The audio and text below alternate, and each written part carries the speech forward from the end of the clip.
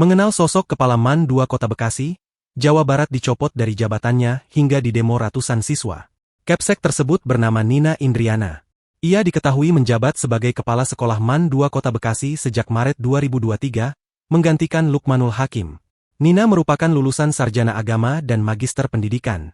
Kini Kepala Sekolah atau Kepsek bernama Nina Indriana itu akhirnya dicopot dari jabatannya.